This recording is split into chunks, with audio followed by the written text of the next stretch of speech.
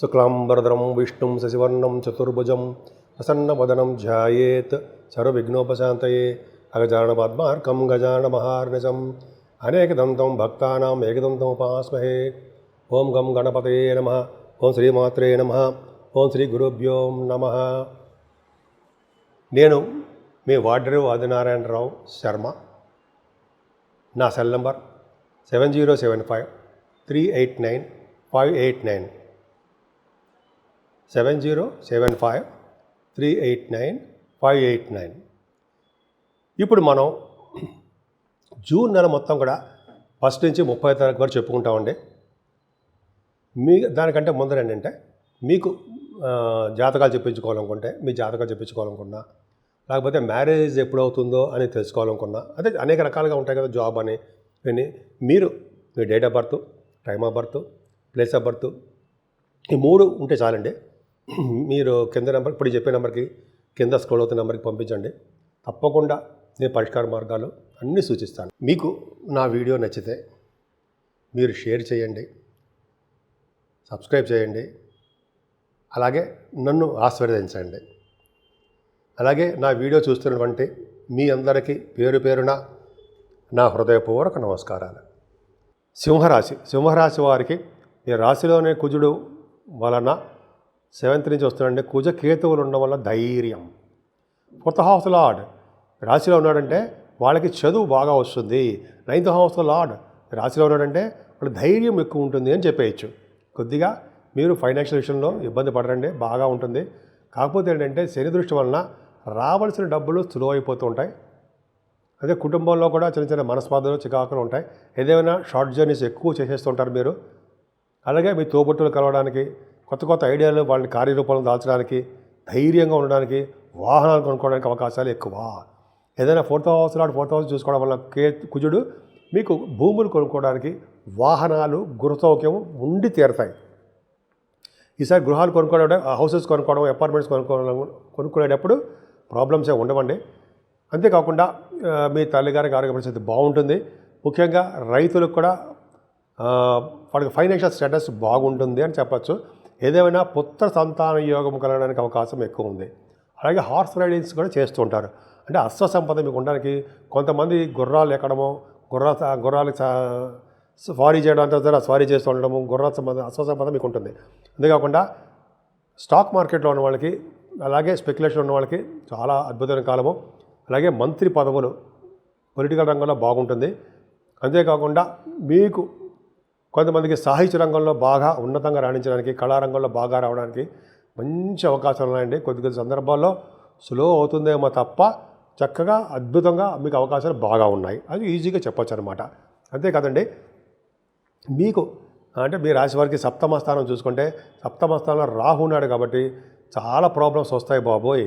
పెళ్ళి అవ్వదు. 7వ స్థానంలోనూ, 5వ స్థానంలోనూ, 12వ భావంలోనూ రాహు ఉంటే సర్పదోషానికి సమానం కాదు, సర్పదోషం ఇస్తాడు అని అర్థం. కానీ భగవంతుడి దేవాలు ఏంటంటే, ఈ రాహుకి గురుడు పర్ఫెక్ట్గా 9వ దృష్టిలో చూస్తున్నాడండి. అలాగే కుజుడు చూస్తున్నాడు రాహుని. కాబట్టి 7వ స్థానంలో రాహు ఉండడం వలన స్తబ్దతగా ఉంటాడు, చెడు ప్రభావం చేయడు. కాబట్టి పుణ్య కార్యక్రమాల కంటే వివాద వేడుకలు బాగా చేస్తారండి. భార్య భర్తల విషయంలో చిన్న మనస్పర్ధలు వచ్చినప్పటికీ కూడా వాళ్ళు బాగుంటారు. ఏదైనా అష్టమ శని దోషం మీకు ఉందండి, అది తప్పించుకోలేమంటే భయపడిపోతామా? కాదు, అలా కాదు.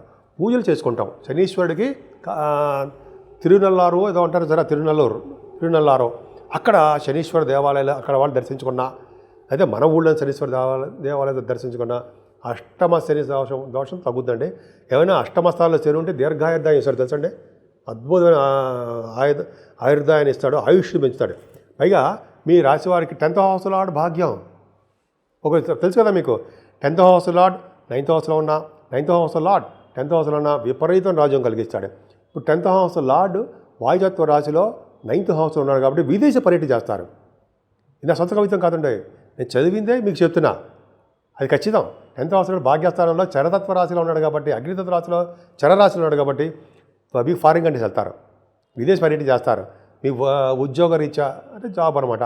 మీరు జీవనోపాధి కోసము, అలాగే చదువు కోసము, అలాగే మీ వ్యాపారాభివృద్ధి కోసం ఖచ్చితంగా ఫారిన్ కంట్రీస్ వెళ్ళి తీరుతారు.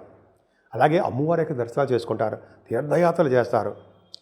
అంటే శక్తిపీఠాలు అంటాం కదండి, అమ్మవారి శక్తిపీఠాలు, ఆ దర్శనాలు మీకు బాగా ఉంటాయి. పైగా కొంతమందికి నైమిసారణ్య యాత్రలు కూడా చేస్తారుంటాయి గురువు గారితోటి. అలాగే శుక్రుడు భాగ్యస్థలం ఉన్న వాళ్ళ సినిమా రంగం వాళ్ళకి కూడా మీకు చాలా అద్భుతమైన ఫలితాలు ఉంటాయండి. థర్డ్ హౌస్ లార్డ్ అయ్యాడు కదా ఆయన. థర్డ్ హౌస్ లార్డ్ అవడం వల్ల మీకు ప్రయాణాలు, దూర ప్రాంత ప్రయాణాలు, దగ్గర ప్రాంత ప్రయాణాలు ఎక్కువైపోతుంటాయి.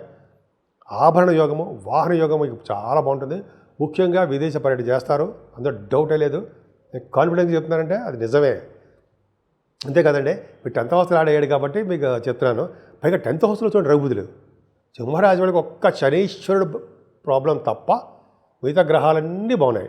ఈ గ్రహాల యొక్క ఫ్రూట్ఫుల్నెస్ అందుకోవాలంటే ఆరోగ్యంగా ఉండాలి. ఆరోగ్యంగా ఉండాలంటే శనీశ్వరుడు పూజించాల్సిందే. సరే, అది తప్పుకుందామండి.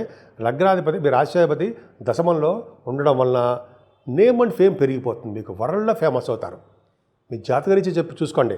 మీరు అభిబుద్ధులు ఫేమస్, బాగా ఫెమిలియర్ పర్సన్స్ మీరు అవుతారు అని తెలిసిపోతుందండి. రవి దశమంలో ఉన్నాడు కాబట్టి. దశమంలో రవి ఉండడం వల్ల ప్రజాభిమానము, రాజకీయ రంగంలో ఎదుగుదల, రాజ్యాధిపత్యము, రాజకీయ రంగంలో పదవులు ఇవన్నీ బ్రహ్మాండంగా ఉంటాయి, అందులో సందేహమే లేదు. దశమంలో రవి దిగ్బలుడు, బలవంతుడయ్యాడు కాబట్టి రాజకీయ రంగంలో పెను మార్పు బ్రహ్మాండంగా ఉంటుంది. పెను మార్పులు అంటే మార్పులు వస్తాయని అర్థం. పైగా రఘుబుధులు ఉండడం వల్ల ఫైనాన్స్ అండ్ అకౌంట్స్లో మీరు ఉద్యోగాలు చేస్తారుంటాయి. అంటే ఫైనాన్స్ అండ్ అకౌంట్స్ డిపార్ట్మెంట్లో మీరు ఉండడానికి అవకాశాలు ఎక్కువ ఉంటాయండి మీకు. తర్వాత రఘుబుధుల వలన డాక్టర్ స్థితిలో ఉన్న వాళ్ళకి, వేద పండితులకి, ఆగమశాస్త్ర కోవిదులకి, వీళ్ళందరికీ కూడా బ్యూటిఫుల్, చాలా చాలా బాగుంటుంది. నిజంగా అద్భుతాలు చూడండి. లాభస్థానంలో చూడండి ఎవరున్నారు, గురుడు, రఘుబుధులు. మాట్లాడండి. 11వ భావంలో గురుడు అంటే సకల శాస్త్రాలు నేర్చుకునే వారుగా ఉంటారు. అంటే చాలా విద్యాపారంగా చదువుతారు. అలాగే ధన కనక వస్తు వాహనాలు అంటారు కదా, అవి మీకు సిద్ధించడానికి అవకాశాలు ఎక్కువ ఉన్నాయి మీ జాతకాల రీత్యా. ఇవన్నీ తెలుసుకోవడానికి మాత్రమే ఉండవు. నేనే చెప్తూ ఉంటాను, తెలుసుకోవడం మాత్రమే. ఏ ఒక్కరు సీరియస్గా తీసుకోకూడదు, చాలా స్పోర్టివ్గా తీసుకోండి. చక్కగా బ్రహ్మాండంగా చేయండి, బ్రహ్మాండంగా ఉంటుంది. పైగా రఘుబుధులు లాభస్థానంలో ఉంటే మాట్లాడండి.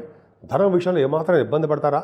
బుధుడు కూడా ఉన్నాడు కాబట్టి, రఘుబుధుడు ఉన్నారు కాబట్టి మీకు కొంతమందికి బాగా మాట్లాడుతుంటారు సరా వాళ్ళకి, అంటే యాస్ట్రాలజర్స్కి వాక్శుద్ధి పెరగడము, ధన సంపాదన పెరగడము. గురుడు లాభంలో ఉన్నాడు కాబట్టి మీకు ఫైనాన్స్ అండ్ అకౌంట్స్ సంబంధించిన వాటిలోనూ, విద్యా సంస్థల్లోనూ, పైగా బ్యాంకింగ్ రంగాల్లోనూ, అలాగే అనేక రకాలుగాను ధన సంపాదన, సాఫ్ట్వేర్ రంగ ఉద్యోగస్తులకి, పైగా రియల్ ఎస్టేట్ రంగంలో ఉన్న వాళ్ళకి, ఒకటేంటండి అన్ని రంగాల్లో ఉన్న వాళ్ళకి, ఈ రాశి వాళ్ళకి బాగుంది. పైగా బుధుడు 12వ భావంలోకి వస్తున్నాడు. 2nd హౌస్ లార్డ్ 12th భావంలో ఉన్నాడు. అంటే విదేశాలే. ఎట్లా చూసుకున్నా సరే మీకు విదేశాలు ప్రయాణము తప్పట్లేదు. అది ఖచ్చితంగా నేను చెప్తాను. నా మీకు కాన్ఫిడెన్స్, నాకు కాన్ఫిడెన్స్ ఉంది కాబట్టి నేను స్టబన్గా చెప్పగలుగుతానండి. అంటే అది ఒక కాన్ఫిడెన్స్గా చెప్పగలుగుతుంటాను. సో ఈ విధంగా మీరు రాశి వాళ్ళకి బాగుందండి. ముఖ్యంగా మీరు విష్ణు ఆరాధన, సూర్య నమస్కారాలు చేసుకోండి. అలాగే రాహుకేతుల మధ్యలో ప్లానెట్ పొజిషన్ ఉంది కాబట్టి మనకి కాళహస్తిలో కానీ పూజ చేసుకోవడం, రాహుకేతులు పూజ చేసుకోవడం వల్ల, అలాగే సుబ్రహ్మణ్య స్వామి యొక్క ఆరాధన బాగా చేసుకోవడం వల్ల మీరు అన్ని రంగాల్లోనూ ముందంజలో ఉంటారు. మనం 12 రాశుల గురించి, అంటే 12 రాశుల వారికి తీసుకోవాల్సిన జాగ్రత్తలు ఏంటి, రెమెడీస్ ఏంటి, ఏం చేస్తే బాగుంటుంది, 12 రాశులకు కాలసర్పదోషంలో ఉన్నారు, అసలు ఈ నెల మొత్తం, జూన్ నెల మొత్తం ఏం చేయాలి అంటే ఒక్కటండి. ఒక బ్రాహ్మణుడు కానీ లేకపోతే వేద పండితుని కానీ, స్వామివారు అదే వేద పండితుల వారు కానీ ఇంటికి పిలిపించి భోజనం పెట్టడము, మామిడి పండు వేసి పెరుగన్నం పెట్టడం అనేది గొప్ప అదృష్టం అండి. చాలా రకాల దోషాలు హరించిపోతాయట. ఒక బ్రాహ్మడికి, సద్బ్రాహ్మణుడు కానీ వేద పండితులు కానీ భోజనం పిలిచి పెట్టినా, అయితే ఇంటికి పిలిచి మామిడి పండ్లు దానం ఇచ్చినా చాలా అద్భుత ఫలితాలు ఉంటాయండి. ముఖ్యంగా రాహుకేతుల మధ్యలో కూడా ఈ ప్లానెట్ పొజిషన్స్ ఉండిపోవడం వల్ల అమ్మవారి యొక్క పూజలు తప్పనిసరిగా చేసుకోవాలి. ఆవిడకి కుంకుమ పూజలు కానీ, అభిషేకాలు కానీ, చండీ హోమాలు అంటారు సరే అటువంటివి కానీ చేయడం వలన, భ్రమరామ అమ్మవారికి కళ్యాణం చేయించుకోవడం వలన చక్కటి సంతానము, అలాగే వివాద వేడుకలు అన్నీ జరుగుతాయి. అంతేకాకుండా ఈ రాహుకేతుల మధ్యలో ఉండిపోవడం వలన, కేతు కూడా ఉండడం వలన అమ్మవారికి పూజలు చేయించడం, వాళ్ళంటే ఒక కాళహస్తిలో పూజ చేయించుకోవడంతో పాటు ముఖ్యంగా కేతు ప్రభావం తగ్గడానికి గణపతి ఆరాధన చాలా పవర్ఫుల్. ఎలాగైనా పూజించవచ్చు ఆయన్ని. తర్వాత సుబ్రహ్మణ్యేశ్వర స్వామిని పూజించడం, ఆరాధించడం. ఆయనకి వీలుంటే మందపల్లిలో మోపిదేవిలో మందపల్లి కాదని మోపిదేవిలో విగ్రహ ప్రతిష్ఠ చేయించుకోవడం వల్ల సర్వదా సౌఖ్యంగా ఉంటుందండి.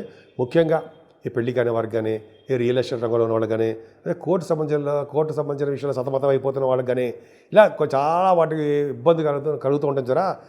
వారందరూ ఇక్కడ చెప్పదగ్గ సూచన ఏంటంటే ఒక్కసారి మోపిదేవి వెళ్ళి, ఎందుకంటే నేను కూడా వెళ్ళాను కాబట్టి చెప్తున్నానండి, అక్కడ ఒక్కసారి నాగప్రతిష్ఠ చేయించుకోండి. అది వీలున్నప్పుడు, నేనే చెప్పాను అని చెప్పి రేపో ఎల్లుండి వెళ్ళిపోయి గమగమ చేయించడం కాదు, మీకు వీలున్నప్పుడు బాగా ఇది ఈ రావుకేతుల మధ్యలో ప్లానెట్ పొజిషన్ ఉంది కాబట్టి సాధ్యమైన త్వరగా చేయించుకుంటే చాలా మంచి ఫలితాలు వస్తాయండి.